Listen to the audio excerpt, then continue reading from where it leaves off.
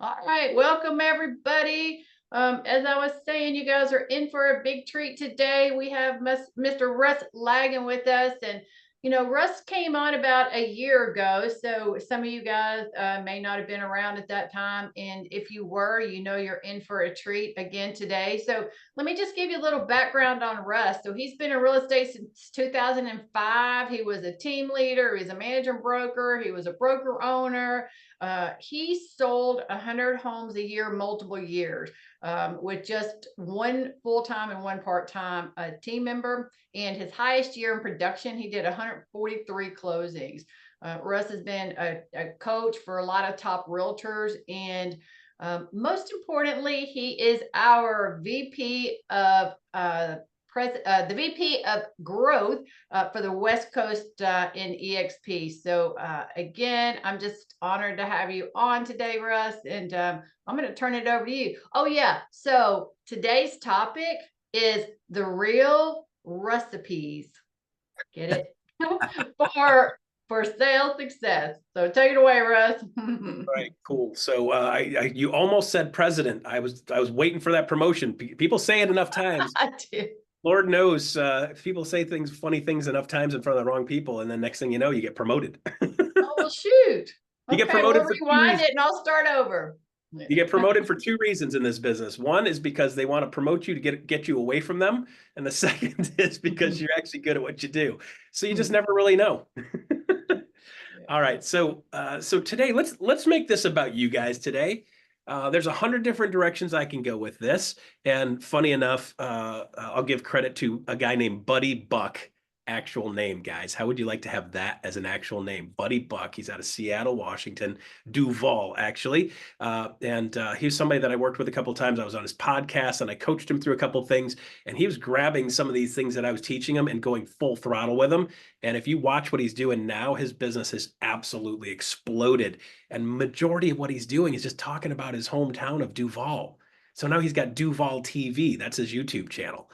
And it's just all things Duval. But funny thing was, we were talking through a conversation, and I said, and this is my favorite recipe. And he goes, recipe. I just started laughing. I'm like, I'm 52 years old, and that never popped out of my pie hole. And that's the kind of nonsense that comes out of my face all the time. It's like, if there's a weird way to say something, I'm probably going to say it like that just because it's funny to me. So what I want to talk about with you guys today is what you guys want to talk about. So let's build a short list, okay? And then we'll start plowing through some of these things. Sound good? So let's lock it off from the top. What do you guys need more now than anything? And I think probably the majority of you guys need to sell more homes, have more closings. So let's figure out what that looks like. So let's get specific on that. This is where you guys unmute and jump on in. What do y'all want to hear from Russ? He is a encyclopedia of information. So just throw a couple ideas out around the sales space, what you're looking for.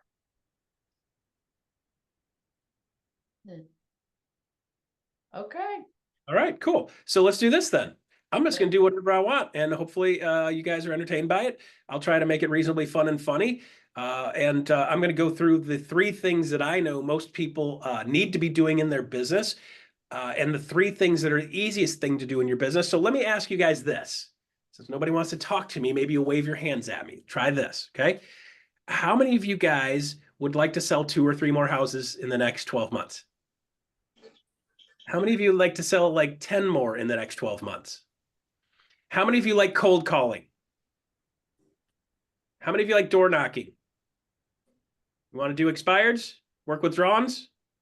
If I could show you 2 or 3 things that you could do while doing things that are fun that you enjoy, would you like to learn how to build a business doing that? Okay, so for those of you that didn't put your hands up for cold calling, FSBOs, door knocking, and didn't put your hand up for doing things that are fun, what do you expect? What's left? I'm running out of things that are left. Like, if I could give you a magic wand and you make $1 million a year and don't have to do anything, how many of you guys want that? That would be pretty cool, right? So let's get into let's get into this mindset thing real quick, okay? Number one, nobody got into the real estate business. Nobody I know got into the real estate business and said, I can't wait to be a telemarketer. Okay. No, I would say 99% of people come into the business, and when they start being told to bang the phones, they're like, what the heck? That's not what I signed up for. So we've got a lot of teaching and training out there that is chasing people and badgering people and following people around and calling people. And how many of you guys like to be cold called? Anyone? Okay, so here's the rub, guys. This is just the way humans work. Let's talk about the way humans work and let's build a business that actually works the way humans work. Does that sound fair? Okay, so if you don't like being cold called, are you going to do that to other people and enjoy it? Absolutely not. So I don't know if you guys have ever read this book. It's typically black. It's about yay bigger round. It's got some gold leaf in the uh, Bible. You guys might have heard of it. There's a little thing in there, do unto others as you'd have done unto you. And this isn't going to be a religious program. I'm not going to take an offering at the end, although if you'd like to send me money, I'll give you my Venmo. But guys, like if you're doing things to people that you don't want done to you, it's disingenuous. It's out of integrity with you, right? I don't like it when people knock on my door unless it's UPS, Amazon, or FedEx, right? The USPS guy once in a while, they knock on it. I'm fine with that too.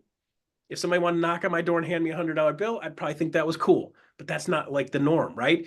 So the problem in the real estate business is we're being taught to do things that we don't like done to us. And then there's a lot of shame that goes around doing that. And listen, guys, I'm not saying don't make calls, but what I am saying is make calls in the proper context and you'll feel a lot better about it. So if I send you something, Kathy, and then I follow up a phone call the next day and say, hey, Kathy, did you get the thing I sent you? Is that an acceptable phone call to you?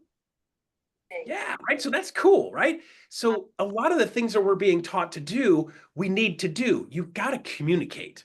You've got to have a method or multiple methods of communicating with people. You've got to have a way of staying top of mind. You've got to have a way of staying in front of them. Because here's the rub, guys. Do you know how often the average American moves?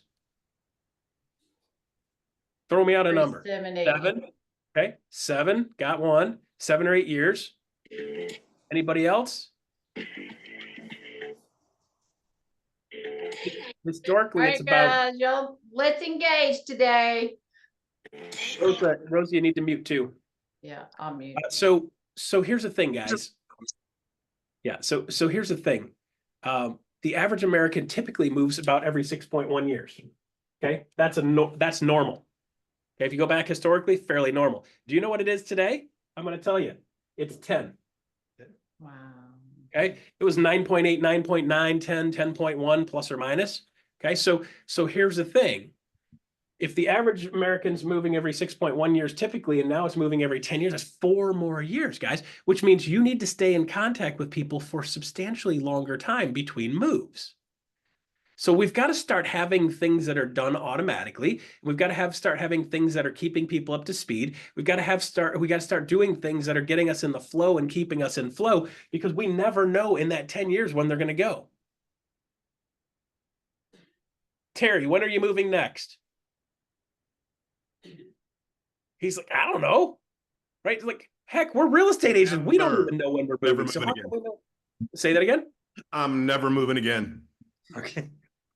That's what I said last time. That's why I said when I moved. Downsize one more time, we think. So probably in the next 10 years. Okay, so here's the thing, guys. We don't know because what happens is life changes. So what we've got to do is start saying, okay, if this is the reality we're in now, and by the way, guys, this is probably the reality we're going to be in for the next 2 or 3 years, we've got to start building a plan and having a plan to know that we've got to stay in contact and stay in communication for a longer period of time. So if you have to do this all in manual mode, it becomes a real pain in the butt. Also, when you're going through this, there's a lot of people that have no idea what's really going on in the real estate industry. So let's go through a couple of recipes that, number one, makes you look and sound like an expert, not look and sound like a panhandler. Okay. Second one is let's do some things that actually help us stay in communication with people over time. So if the average American's moving once every 10 years, they need you once every how many years? Once every 10 years, because they only get buy and sell one time, right? So you might get both sides of the transaction, but it's basically one deal. Okay, so how would you like to see a plan that helps you get 40 times more communication, 40 times more that they need you over the next 10 years? Would you like to see a recipe for that? Where they need you 40 more times. Does that sound like a recipe that makes people come to you? Okay, so this is what we're going to talk about. We're going to talk about doing things that make people come to us. Is that fair? You guys good with that? Okay, so let's go into number one. Okay. The most important number one thing that you guys need to be doing. And if you saw me last year, you're gonna be like, right, that's what you talked about last year. And I say, guess what? That's what I talked about last year and the year before and the year before and the year before and the year before and the year before and the year before and the year before and the year before, going all the way back to 2007 when I realized, gosh, every time I talk to somebody, Sean, and I say something to them like, hey man, Sean, what do you do? And he's like, I'm a garbage man. I love it. It's 17 bucks an hour, all you can eat. And I'm like, wow, that's cool, right? And then he goes, well, Russ, what do you do? And I say some version of, I'm a realtor, right? And then the next thing out of their mouth almost always is some variation of what question? How's the market? Almost every single freaking time. Does that happen to you guys too? Uh-huh. Okay, so here's the deal, guys. That's the top of the mind question that they're asking. So think of it like this. Somebody walks into a store, there's a greeter at the front of the store, and the greeter says, hey, can I help you find it? Well, welcome to our blah, blah, blah. Can I help you find something? And you respond back, nah, just looking. It's this knee-jerk conversation, right? And what I'm not saying to them is I don't want to be bothered. I don't want to be badgered. I don't want somebody following me around. I don't know what I'm going to do. I maybe have a plan. I maybe don't have a plan, but I don't want anybody to try to sell me anything. Okay. So when somebody says, how's the market? A lot of times they're not genuinely interested in the market, but they don't really know what else to say. And by the way, there's a lot of people that really just don't know what's going on in the market. So it's a top of the mind question. And by the way, they see a bunch of noise out there from a bunch of different directions telling them all kinds of crazy stuff. So they don't know what's true and what's not true. It's like, how many of you guys would like to know the facts about our presidential candidates? Who are they really? Are we ever going to know that? Nope. Can we assume certain things? Yup. Are we misinformed on both of them? Absolutely. Are we being manipulated across the board? Yes. Okay. I don't know either one of them personally. And until I do, I shouldn't be making any judgments on anybody. Okay. So with that being said, a lot of people get the secondhand, third hand, fourth hand, fifth hand information. By the way, going back into 2016, one of our local publishing national publishers basically said, a study finds buying a home doesn't build wealth. Literally a headline in one of the major news organizations. It's like the most crazy stuff goes out there. So guys, here's the thing. You need to start thinking, how do I become their real estate expert? And when somebody asks you, how's the market? This is your opportunity to actually convert. How many of you guys were taught to have an elevator pitch? Yeah, right. So we got part of it, right? Somebody's like, hey, Russ, man, like this is what's going to happen. You're going to be out there, you're going to say something, and somebody's going to say, how's the market? And then you got to have an elevator pitch. So how many of you guys developed an elevator pitch? And I'm not going to call you out to say it unless somebody really wants to. Okay, so you're taught to have an elevator pitch. How many of you guys in the course of using your elevator pitch, somebody says, how's the market? You say your elevator pitch and they go, oh my gosh, Russ, tell me more. Ever? Has that ever happened yet? Okay, so he was doing this at the bar. It's the only time that happens. Kidding. Okay, so guys, the reality is the stuff that we're being taught to do in the real estate business is actually backwards. Because when somebody asks you a question and then you go into an elevator pitch, the elevator pitch is a sales process. And if you have somebody ask you a question, then you go into a sales process trying to sell them something or trying to get something from them, you're going to have them actually want to run, not come to you. Think of it like this. Anybody got a dog? Dog busts out of the house. It's not normally out of the house. It's either on a leash when it's in the house or it's in the yard where it's fenced in. That dog goes out the front door. What does it do? Takes off running, probably, right? Gone. And then the next thing you're like, well, I got to go catch this dog. So you start chasing the dog. And then what does the dog do more? It runs, right? And the dog can outrun you. So you're like, oh, shoot, I got to get on my bicycle. Next thing you know, you're pedaling your bike. You're like, this is stupid. I need to get the car. The dog loved car rides, right? So if I can get the dog to figure out it's me in the car and I open the door, like, hey, you want to go for a ride? And the dog will jump into the car, right? So if you find something the dog wants more than freedom and running around, the dog will come to you. My wife has this great technique where you've got a little duck call and she'll get that duck call and she'll toot, toot, toot, toot the duck call. And the dog was trained as a puppy to come to a duck call. Welcome to owning greyhounds, okay? Almost every greyhound, if you hit a duck call, that dog will stop in midair and come running to you because they were trained when somebody hits a duck call, good things happen. So they come running, right? So here's the fun part. we've got to find that thing that is a duck call so we get people to come to us, because what happens is we're messing up this human interaction where we're chasing people and chasing people and chasing people. And instead of chasing people, we need to start finding a way to get them to come to us. So here's how the interaction goes. Somebody asks you, how's the market? I go into sales pitch, which is a sales pitch. And what did they say and teach you guys? The goal of the elevator pitch is to what?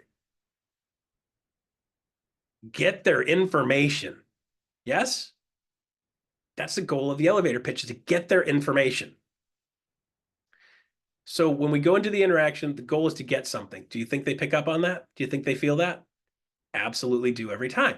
So what happens is we go into the interaction, they're expecting us to try to get something from them. They ask the question, we go into sales pitch, and they just want to get the heck out of there, right? So we've got to shift the way we have that interaction. And here's why that's important. That's important because then if I can shift that interaction where it becomes a beneficial interaction where they want to communicate with me, now I can go out into the world with intent to put myself in a position doing things I enjoy, so that I can ask somebody, what do they do for a living? They tell me what they're doing for a living. Then they ask me what I do for a living. I tell them what I do for a living. And then I have the ability to actually convert. Would you guys like to see how to convert that? Would you guys like to learn how to convert that interaction and get them to come to you instead of chasing them? Okay, so here's how it goes. Ready? When somebody asks you, how's the market? Your response is going to be super simple. Say, hey, you know what, Steve? By the way, I do a market update every month that tells people what's going on in the market. I just did it last week. You want me to send it to you? They ask me for something. I offer to give that to them. And they're going to say what? Almost every time. Cool. Where would you like me to send it? Now they voluntarily give you their information. Do you see how we have a power shift from doing a sales process and trying to cow somebody into getting us their information, and they feel like you're trying to get something off of them, or you have to come up with some creative, crafty, salesy way of manipulating them to get them to want to give you their information? Guys, it's super simple. It works just exactly like this. Let me make it really simple. I've got a hamburger stand. At the top of my hamburger stand is a big sign, right? And it says what? Hamburgers, right? And a guy walks up to my hamburger stand, and he's standing there at the counter, and I look over at him. I'm like, can I help you, sir? And he says, I'd like a hamburger. And I go, okay, would you like this? It's a hamburger. And he says, what? Yeah, I'll take it every single time, right? And if you get somebody, and ladies, by the way, I'm going to give you a hard time on this. Ladies, when somebody comes up to your hamburger stand, asks for a hamburger, you offer to give them a hamburger, and they're like, no, I don't want a hamburger. That dude's broken. You can't fix him. Let him go. But if I could, but maybe I could save him. I'm like, no, no. He just threw up a giant red flag. There's something wrong with me. Believe him. I was like, spent a lot of my career coaching women to like, no, let him go. Like, let him go. Stop. Okay. And by the way, a lot of us boys do this too, just so you know, particularly when we're desperate, we do it. But like ladies they want to believe the best in people. And sometimes it gets us in trouble. Okay. I'm the same way. I want to believe the best in people. But when someone shows you who they are, believe them. Okay, so when somebody asks you how's the market, you offer to give them your market update, and they're like, "No, I'm not interested." Cool. Hey, hope you have a great day. Move on. Okay, it's going to happen very, very rarely, because when somebody comes up to your hamburger stand and asks for a hamburger, you offer them a hamburger, they're going to say yes almost every single time. It's the exact same thing in this interaction. So now that we know, here's how human nature works. When somebody asks you something, you offer to give it to them, they're more likely to say, "Yeah, I'll take it." Now I can be intentional with this. How many of you like to golf? Anybody? How many of you like to ride bikes? Anybody like to walk, run, swim, play pool, throw darts, drink beer, watch football games, breathe?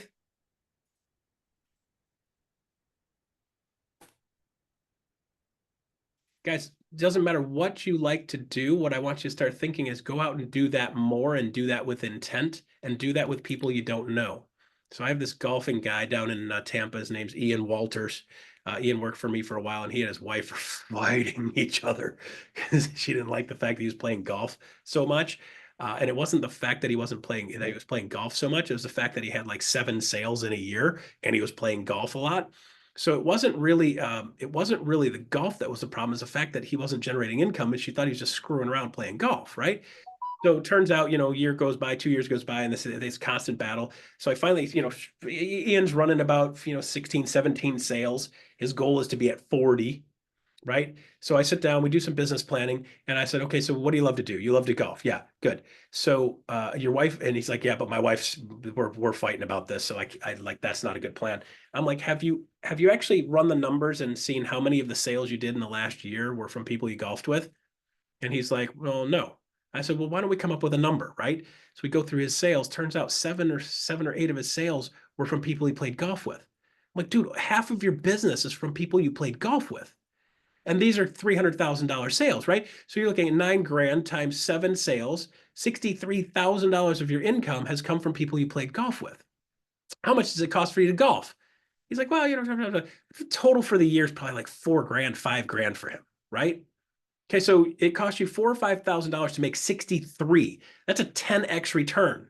So if you want to double your business, what do you think you should do more of? He's like, I should probably golf more. Where else are you getting your business from? He's like, pretty much people I golf with. Turns out that number of percentage was actually quite a bit higher than that. So I said, how about this? Let's sit down with your wife, explain this to her, walk her through, show her what the math is, and then look at her square in the eye and say, what do you think I should do more of? I want to grow the business. What should I do more of? And she looks him square in the eye and says, you need to golf more. True story. Okay. Guys, so the thing is, it was the fact that nobody really understood where's your business coming from. So if you could build a business, she's thinking he's out golfing, having a good time, where he is, but he also meets people because he liked to play golf on Tuesdays and Thursdays and all kinds of oddball times. He'd just sneak out and sneak in around to golf. And he was always playing with strangers. So now he's going out there and saying, they blah, blah, blah, you're doing whatever. What are you doing on a Tuesday? Out golfing. Like, what are you doing on a Tuesday out golfing? So it's an interesting conversation. I'm a real estate agent, so I work a lot of evenings and weekends, so I sneak in golf when I can. Oh, really? Great. How's the market? Now Ian's like, funny you ask. I just did a market update last week. You want me to send it to you?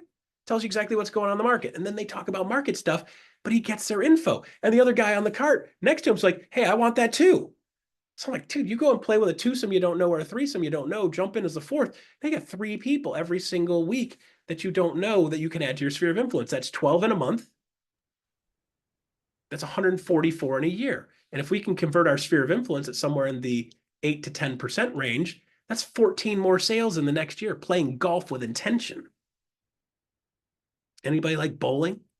Bowling's hilarious. Up in the north here, I'm in Detroit, Michigan. So in the north here, the bowling alleys are empty in the summertime because everybody's out trying to enjoy the summer. And in the wintertime, right about now, the bowling leagues start up because the weather's going to crap. Everybody dives for cover and stays inside. So you join a bowling league and you've got 3 or 4 of your favorite friends. And every single week for the next 12 weeks, they're going to put you in front of 3 or 4 or 5 other people, 4 or 5 other people on the other team. And you're sitting around, you're having a good time. Some of you guys will have a soda pop. Some of you guys drink a beer. Hey, how you doing? It's nice to meet you guys. Give them a hard time. Hey, what do you guys do? We're the blah, blah, blah. What do you guys do? I'm a realtor. How's the market? Get funny, you ask. Here's my thing. Can you see how this interaction, you can put this in every part of your life. So now if I do this with intent and I track what I'm doing on a regular basis, now I'm starting to add people into my sphere of influence. And now I have something to add value with them every single month. It's the only thing people ask about. Do you think they need somebody they can trust to give them factual, actual information about what's going on in their market and not trust media or a third party or somebody that may not know what's going on in their area? Now you become their local real estate area expert. Do you think that's good for your business? Is that good for your income? Is it way more fun when you're doing business with people you know, like, and trust, and they know you, like you, and trust you? Yeah, right. So let's get real clear on the sphere of influence. You guys have heard people talk about work your sphere of influence a bunch, right, Kathy? Work your sphere, work your sphere, work your sphere, work your sphere, work your sphere, work your sphere. Do you guys know what the numbers and the math is behind that? No? Yes? Okay. Can I show you some actual real numbers that go with this and why this makes sense to do? Okay. Here, let me give you some numbers. 0.25%. 0.8 to 1.2%, 10%. And then the last one I'll give you is a freebie, 63%.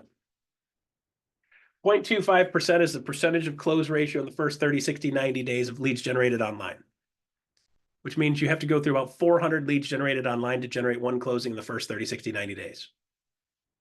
Some of you are like, well, Russ, my guy tells me they close at 2.3%. Okay, cool. I typically don't really tend to want to believe people that are trying to sell me something, particularly if it comes with a monthly cost. Okay, so let's go to this 0.8 to 1.2 because I want to make sure you guys understand I'm not just making this stuff up. These are actual real numbers. National Association of Realtors did a study 8, 9, 10 months ago, asked the people that track the stuff that they're doing in lead generation, not the hacks that are just winging it, the people that actually track it, and they came up with between a 0.8 and a 1.2 conversion over 12 months. So for the people buying leads online, the typical conversion is between 0.8 and 1.2. Here's the rub. These are the people that track it. These are not the ones that are just kind of winging it. These are the people that are running a CRM and actually tracking their numbers and tracking their inputs, tracking their calls, and tracking their closings. So would you say that's probably the upper end of quality on that?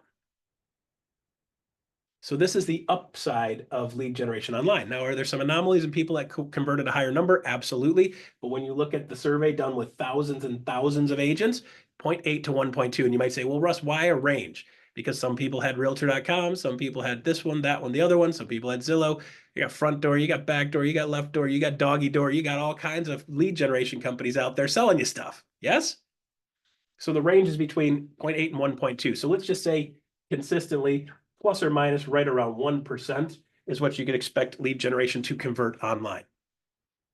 Okay, and you're paying for that. Working your sphere of influence, if you're working your sphere of influence, doing good things with a coach that's teaching you things like how to actually add value every month, not just try to fleece people every month, you can get your sphere of influence converting plus or minus right around 10%. I've got a guy in Naples, Florida named Josh Otto, and I asked him yesterday, he's like, I need to do blah, blah, blah. I said, you're not working your full sphere yet. He's only working a portion of his sphere of influence. I said, how many people are you working in your sphere of influence currently? He says, I've got actively working 110. The ones that I send the market update to, send the newsletter to, and I do my follow-ups with 110. How many closings have you had in the last year from your sphere of influence? 10. Conversation literally went down yesterday, guys. I can pull it up on my text. He's running right about a 10%. All he's doing is doing these 3 recipes. Number 1 is doing a real estate market update. He gets on there and does a video. Here's what's going on in the market. Make sure he posts that online, and then he emails it to everybody in his sphere of influence. Once a quarter, he'll actually type something up saying, hey guys, here's what's going on in the market, and he mails it to his people in his sphere of influence. Once a quarter, every 3 months, put something in writing, send it to them in the mail. And here's the reason why. They miss it in social media. They miss it on the YouTube channel. They'll delete the email. But when they get the mail piece with a quick summary of what's going on in the market, every single person gets it every single time. They will open it, and then they will throw it in the garbage. But they'll see your face first. Little things like that help you stay top of mind, and it's almost costless compared to doing lead generation online with hundreds and hundreds and hundreds of dollars a month to be able to get poor conversion. That same dollars across the board, you can have 10% conversion. Let's say, guys, let's just say you suck at it. You've totally screwed it up and you only convert it 5%. I call this half donkey. If you half donkey it and you only close at 5%, you guys tell me, you guys are business people. If you had something converted at 5% or 1%, what should you spend your time on? 5 every single time. See, guys, a lot of times we're making this real estate business really complicated and we're doing everything the hard way. Like, stop doing it the hard way. Let's do the simple stuff and do the simple stuff well, do the simple stuff consistently. And what you'll find over the next 10, 12 months is your conversion rate will go through the roof. And even if it only gets to 5%, it still beats the snot out of anything else you got going on. Okay, so let's do some math. If I have 200 people in my sphere of influence, I do a good job with them, I should be able to get 20 sales. If I have 400 people in my sphere of influence and I'm converting at 5%, I still have 20 sales. If you don't know 200 people, you need to get out more. Okay, you need to get out more. And I'm going to say, go do things you enjoy. Join a running club. Join a mountain biking group. I joined a mountain biking group in Florida, and I know that's an oxymoron. People are like, mountain biking in Florida now? I know you're lying. They actually built mountain biking trails through phosphate mines. And by the way, If you think mountain biking is scary, think about this. When you fall off a mountain bike in Florida and you land in the pond at the bottom of the pit for the phosphate mine, guess what's waiting for you? Alligator. Okay. So you want to talk about scary bike riding? Don't fall in the water. Because when something makes a big splash in the water, what does a prehistoric dinosaur want to do? Come and find out what it is, because dinner just landed in the lake, right? So mountain biking in Florida, I started mountain biking in Florida. I would go every Tuesday to a place called Hole in the Fence, and about 70 bike riders would show up, and they broke into various groups, right? And then every Sunday, Saturday, Sunday, they had a work day. On Saturdays, they had work days. And by the way, it's kind of fun to go out there and work, aside from you got to watch out for creepy crawlies and things that want to kill you. But aside, it's fun because now you're out with people and you're doing stuff together, and they're like, hey, what do you do, Russ? I'm like, oh, funny you ask. Ha ha, boom. Now I pop one in my sphere of influence. And then Sunday, they do the longer bike rides with the bigger group. There'll be 150, 200 people show up for the Sunday rides. They had 750 members to the Swamp Mountain Biking Club. And they would do a festival once a year called the Fat Tire Festival. And the difference between road bikers and mountain bikers is mountain bikers go out, ride bikes, get scratched up, get bloody kneecaps, get torn up by plants and rocks and roots, and they have a great time doing it. And they get back and they sit around and they drink beer. It's pretty cool. The road bike guys shave their legs, ride their bike fast, come back home and have a power bar and a protein shake. Two different types of humans, okay? So with that being said, like these guys get together and part of their thing is they get to hang out. And when they hang out, next thing you know, you're able to have this conversation. How's the market? Glad you asked, okay? Even if you only convert at 5%, you have to have 400 people in your sphere. So I'm going to start saying, how do I intentionally add people to my sphere of influence doing things I like? You like playing darts? Cool. You like playing cards? Cool. You want to join a book club?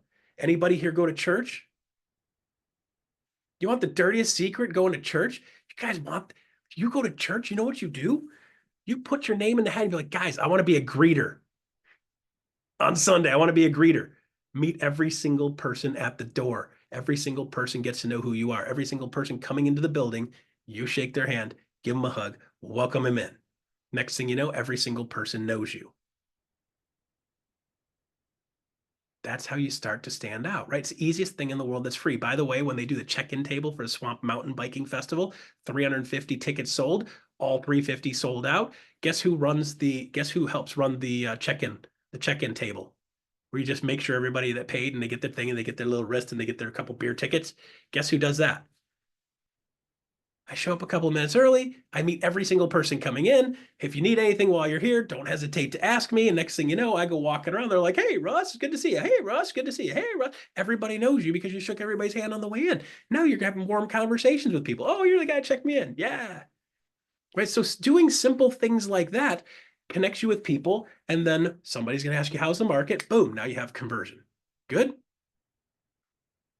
Okay, so this is how you start really adding to your sphere of influence and do it with intent. Do it doing things you love. Moms, you might be like, well, but Russ, you don't understand. I got kids. Yeah, that's great. I call that an unfair advantage. What do you mean? Your kids are out doing other stuff with other kids. And when your kids are doing stuff with other kids, you get to hang out with the parents, right? I can't just go there and hang out. You know what happens if I go and hang out at the playscape by myself with no kids? They call the police, right? You're allowed to hang out there because you got a little munchkin running around. You've got kids that are on teams. All of those kids that are on teams have parents, right? In the process of sitting around with the parents, instead of sitting on your phone, staring at the phone the whole time, it's like, hey, man, what do you do? Okay, blah, blah, blah. What do you do, Russ? Funny you ask. Do you see how we can put ourselves intentionally in a position where we can start to add to our sphere of influence and then add credibility by delivering value? Okay. So recipe number one is to do a real estate market update every single month. If you guys are not doing a real estate market update every single month, you guys are missing out on the number one best conversion in the business. In order for them to see you as their expert, you need to start to talk like their expert. Make sure they know what's going on. Would you guys like to see a video on how to do a good market update? And the details and the rest of the details on behind that? Okay, I'll make sure I get that to you guys. Sound good? Okay, yes, good. All right, I see those yeses down in the bottom. All right. Can I teach you guys something about sales? How many of you guys have formal sales training? A couple here and there, right? You know, the majority of people that come into real estate don't have any sales training at all. Do you know the top two professions that come to real estate? Teachers, homemakers. It's the top two that come into real estate. Neither one of them has sales training. Now, it's to be argued that anytime you're dealing with children, it is a sales job, but they don't have formalized sales training. So let me simplify this down to you guys. This is like eating crayons version of sales, sales 101. Ready? If you have something people want, they'll want it. You can write that down. This is recipe one. If you have something people want, they'll want it.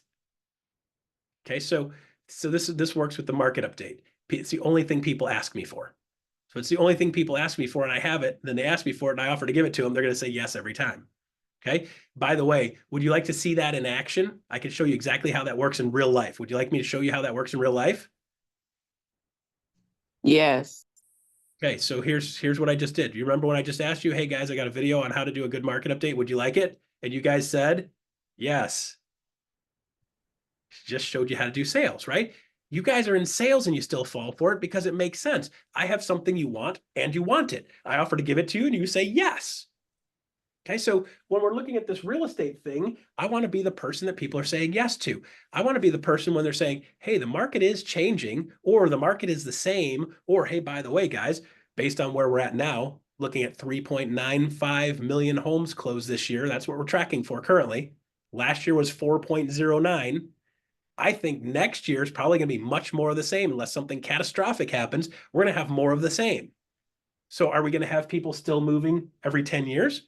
Probably the same. Interest rates probably going to stay the same. They went down for a little while and boom, they shot right back up, right? Is there going to be some weirdness coming over the next couple of weeks? You're darn right there is. Are people going to be feeling more confident over the next 6 to 12 months? No, probably not. So what that means is most of the stuff, when people are not confident, they just stick. They stay, they freeze, like don't do anything. I'm not feeling confident, I'm going to do nothing. Better to do nothing than to do something wrong. Okay, that's just the way humans work. Okay, so do we need to be the ones telling them what's going on in the market, what's most likely to happen? Because some people are like, well, but if this happens, then I'll move. Maybe, maybe not. What if that doesn't happen for another 2 or 3 years? Well, wait a minute. You mean interest rates could stay here for the next 2 or 3 years? Probably, potentially. What if they do? Well, I don't want to wait 3 years. Okay, so if you don't want to wait 3 years, when's the best time to move? Now. So you've got the ability to get people off the fence because people don't understand what they should or shouldn't be doing. They're waiting for something to happen that's probably most likely not going to happen. Have you guys have any buyers who are like, well, I'll buy, but I'm waiting for house prices to drop? Yeah. Yeah, right. So by the way, did you know nationally we're at a 4-month supply of homes, which means it's still a seller's market, which means house prices are going to stay stable or continue to climb. Are there some individual pockets that are going down a little bit? Sure. The ones that really overinflated are contracting a little bit, but as soon as they contract a little bit and get realistic, they're going to start climbing back up again too, because we still have a supply issue. There's a bunch of different sources out there right now that'll tell you we have somewhere between 3.5 and 5.5 million home shortage going on right now. Last year, they built 1.4 million homes or so with 2.1 new million households created. So you get 2.1 new people needing houses, and you got 1.4 houses built, 0.6, 0.7, almost 750,000 less homes just in 1 year. Does that mean supply is going to go up or down? Supply is going to stay low. Are there a lot of buyers that like to buy a house? Sure. Are there a lot of sellers that would like to sell, but they're not ready to sell because they don't want to sell and go from a 3% interest rate to a 7% interest rate? This is why the baby boomers aren't downsizing and selling their houses like everybody anticipated. A big part of the supply issue is baby boomers right now should be selling their houses. They don't need that big house anymore. The kids are out and they're out doing their thing. They don't need the big house anymore. But if I sell the big house at a 3% interest rate and buy a house half the size at a 7% interest rate, the net dollar cost to them is the same per month. So if it's going to cost me the same amount of dollars, I might as well just stay in the bigger house until I can't. So that's part of the supply issue also. So we have a scenario where some people are saying, well, I would sell if I could. Well, if I could show you 2 or 3 things that help you make sense on whether you can sell or not, would you like to see that too? So we've got to start learning some verbiage to work people through what's the actual real interest rate. Have you guys heard of a blended rate for interest? Do you know what that is? See, when we're talking real estate, we talk interest rates for mortgages, but we don't talk a blended interest rate. So what you do is find a mortgage person, call your 2 or 3 closest mortgage people and say to them, do you understand what a blended interest rate is? And if they say yes, that's the person you want to talk to. Because a good mortgage person right now is going to say, we've got a couple things in play here. You've got your house interest rate, and then you've got a car, right? Yeah, so you got a car, looks like a bus. This is a new Tesla model, by the way. The Tesla Volkswagen bus style. Okay. And then what do you have? You have the school loans, right? And then you have what? You've got credit cards. Yeah. Okay, so when you start saying, okay, if you've got your house is at X, your cars are at X, your school that you're still paying off or paying the kids' college or paying the student loans back, and you have credit card debt, which is going to, again, all-time highs. When you factor all these up, add them up, and divide them out, when people are saying, well, I have a 3% interest rate, Russ, I'm like, no, you don't, because you're 21 on your credit cards and you got $40,000 in credit card debt. So your effective interest rate isn't 3, it's actually probably more like 5. So the difference isn't nearly as great. So if I could show you how to take your house now, sell the house, take some of the equity, pay off all of these debts, and you go to a 6% interest rate, your house payment stays the same, your net dollars out of pocket stays the same. Would you move if it cost you no more dollars per month? And by the way, those other debts are gone. Now you've got a seller going, well, I didn't think of that. Do you see how we've got to process and start looking at things like a real estate professional and an expert? And an expert's going to say, it's not just the house interest rate that matters, it's all of them added up. And for a lot of people, when you add all these up and take the equity of the house, pay that off, and then get a new house at a higher interest rate, they actually save money. Got a couple of mortgage guys I work with, and he's like, probably 50% of the time, they actually can have less dollars out of their pocket every month by doing this. You might say, well, Russ, people don't want to do that. Okay, so what state are you guys in? All over Colorado. Colorado? Okay. Florida. Ready? Tennessee and Ohio. Virginia, and that was a great point. Thank you. You're welcome. All right, hang on a second here. Indiana. Has anybody upgraded to the new iOS 18 on their iPhone? I If did. you I have- don't understand it yet. I'm trying to find a freaking picture. Like all the pictures are all messed up. Okay, so here we go. You guys ready for this? All right, call out your state again. I'm going to give you a number. You want to write this down? Florida. Florida, 80.9%. 80.9%. Colorado, 51.4%. Indiana, California, 47.8%. Virginia. Virginia, 52.4%. Ohio, 59%. Tennessee, Kentucky. Arizona. Tennessee, Arizona. 76.1 for Tennessee. I'm not doing Arizona. I'm kidding. 76.4. Anybody else? Kentucky. Pennsylvania. Kentucky, Indiana.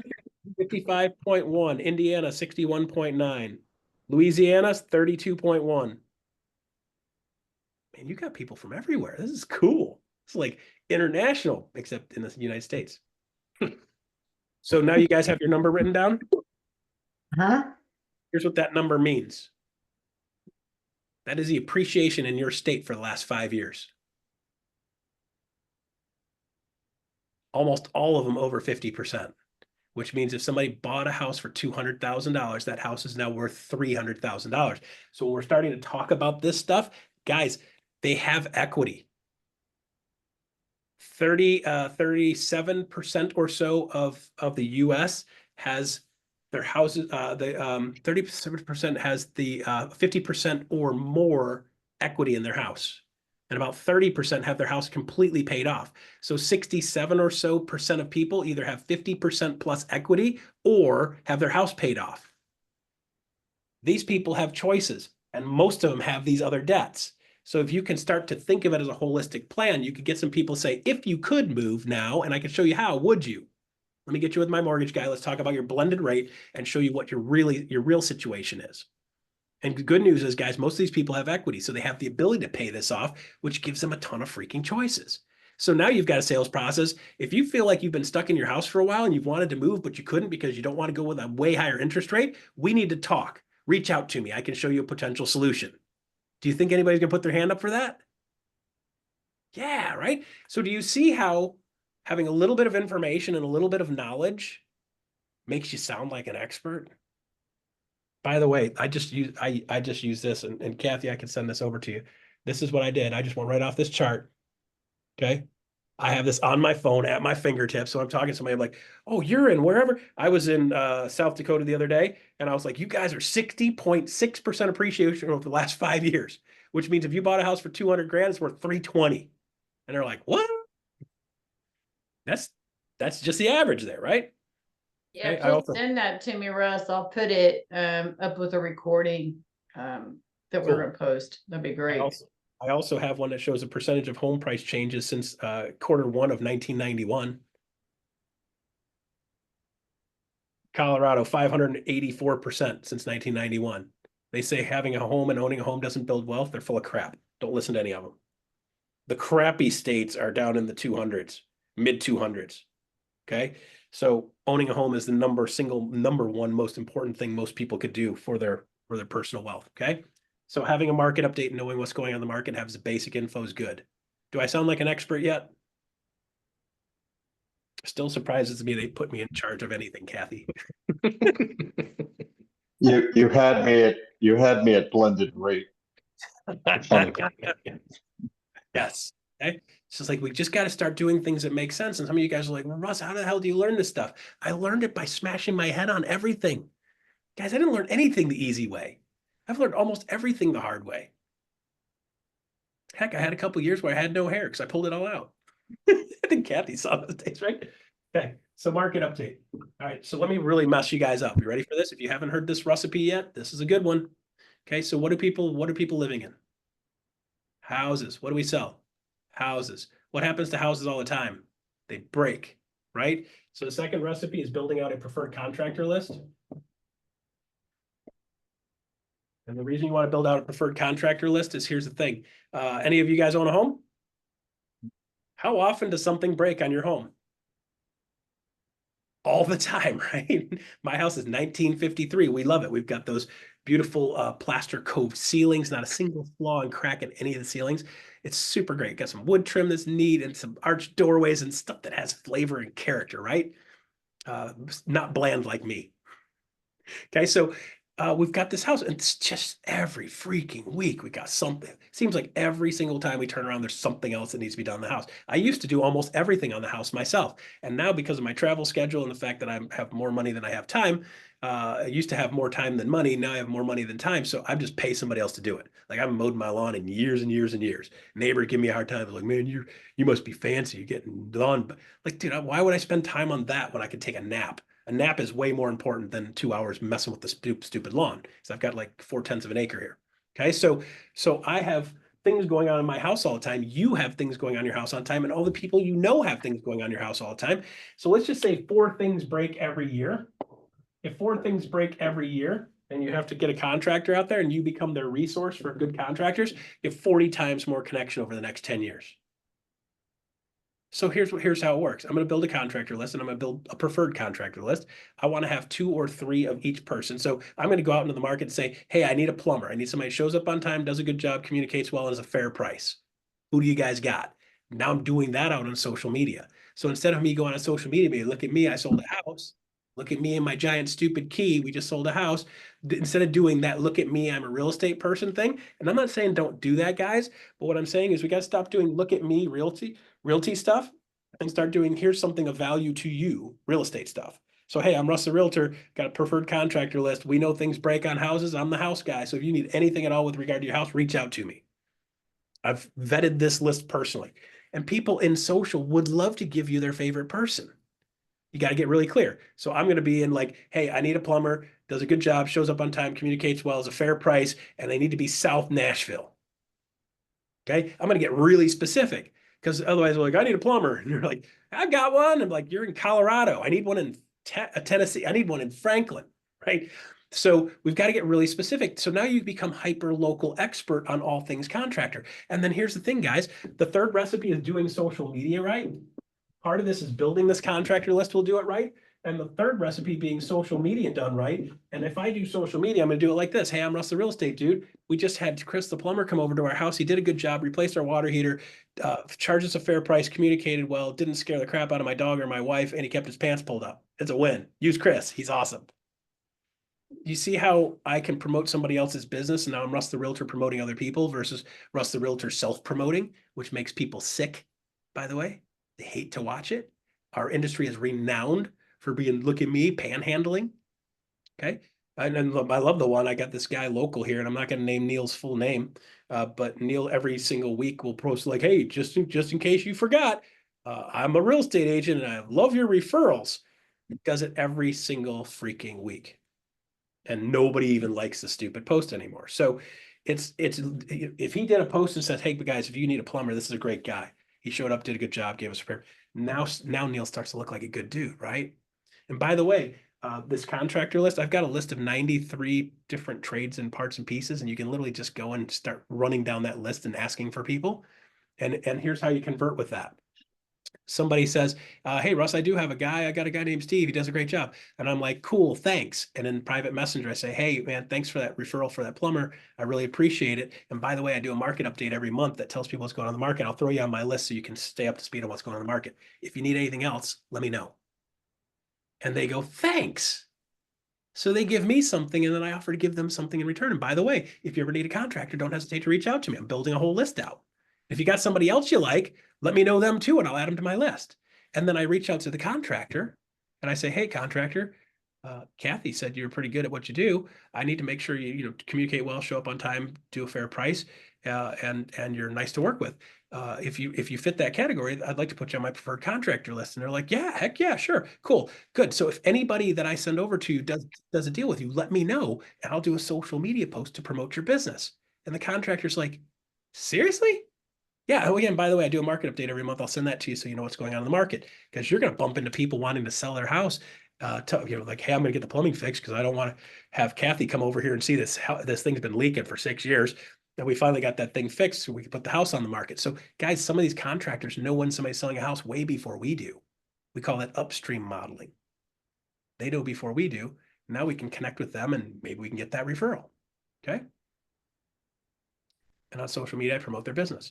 Third recipe on social media is, instead of doing look at me, I'm a realtor stuff, I want you to start talking and telling people about what's going on in your market, and telling people what's going on in your town, and telling people about the new restaurant that popped in and the mom and pop place. So anybody like brisket? I like brisket, right? It's like, hey, by the way, here's 5 places you can find for the best brisket in Detroit. And Detroit's not known for brisket, by the way. So you can do things like that. Here's 5 best golf courses in Detroit. Here's the 5 cheapest good golf courses, best value in Detroit.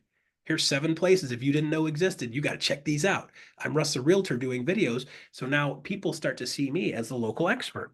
Here's an event going on in town. By the way, in the fall right now, downtown Plymouth, they're doing the Scarecrow Festival. They have local businesses. They come out, everybody does their little scarecrow thing. They dress them up, and then everybody votes on it, and whoever wins gets some kind of thing for a business.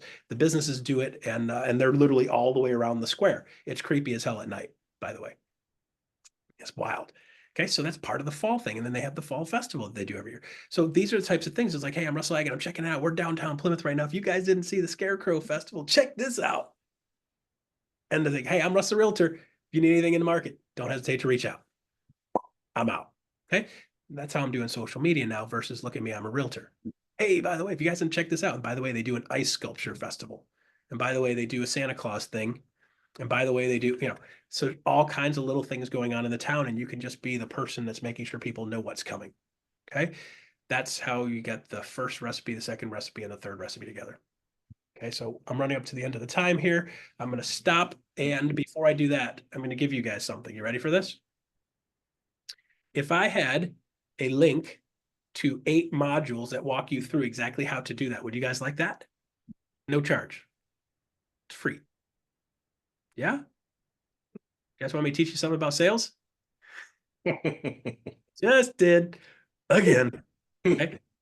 You guys knew it was coming. I told you it was coming and you still go for it, right? Again, if you have something people want, they will want it. And it really is that simple. Stop making this complicated. Make it simple. Do the simple stuff well. And then if you want to make it complicated, knock yourself out. And again, remember, even if you half donkey this thing, you can still close at about 5%. Okay. Now I got to say, okay, well, if I'm going to close at 5% and I need 400 people, I have 400 people I do this stuff with every single month. Guess what? That 5% becomes automatic. When you get great at it and get really good at it and consistent at it over time, that 5% creeps up into 6 and 7 and 8. You get really good at it, you get into 10.